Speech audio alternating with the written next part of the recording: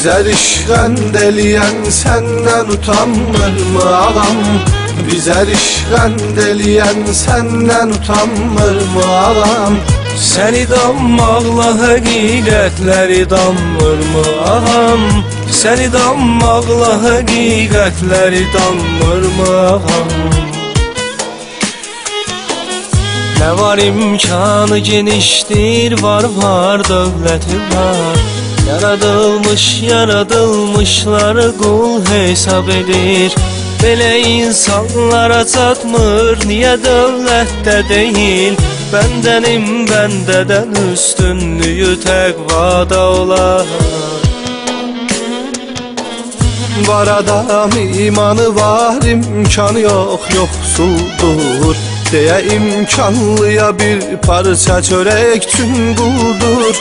O da qul işlədir ancaq özünü qul saymır. Hamı Allah quludur, zalim inanmırmı ağam?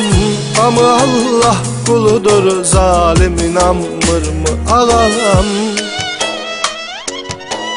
Bizə rişqənd eləyən səndən utanmırmı ağam? Bizə rişqənd eləyən səndən utanmırmı ağam? Səni danmaqla həqiqətləri danmırmı ağam? Səni danmaqla həqiqətləri danmırmı ağam?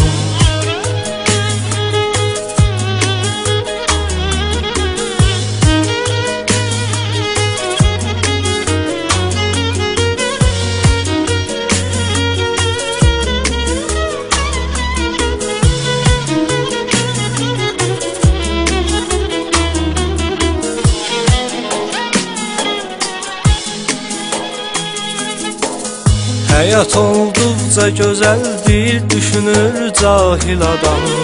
Elə məşğuldur ki, ölmək belə düşmür yadına. Nəfsini iram eləməkdənsə olub nəfsinə ham. Elə yığdıqca yığır, doymuyur əlbəttə gözüm. Nə qədər yıxsa da var, dövləti əldən çıxacaq. Fanidir çünkü bu dünya, malı dünyada qalır. Əbədi bir dirilikdir, ölməsla belədir. Bu yatanlar daha qəflətdən oyanmırmı ağam? Bu yatanlar daha qəflətdən oyanmırmı ağam? Bizə rişqənd eləyən səndən utanmırmı ağam? Bizə rişqənd eləyən səndən utanmırmı ağam?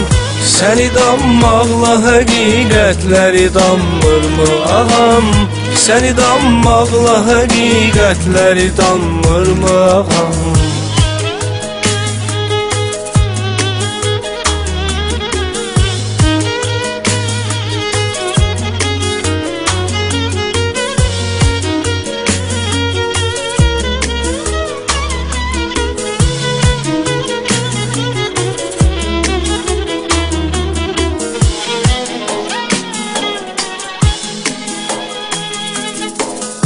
Təmiz insan daha azdır, bəni fasik çoxdur.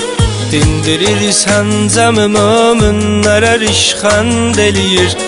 Nə cür Allahı danır, söyləyir Allah yoxdur. Onu yoxdan yaradan bir ulu varlıq var axı. Allah'ın səbri böyükdür, amma bir gün sonu var. O səbəb biz gecə gündüz dilərik ya Məhdi. Sən özün zühr elə haqsızlara göstər haqqı.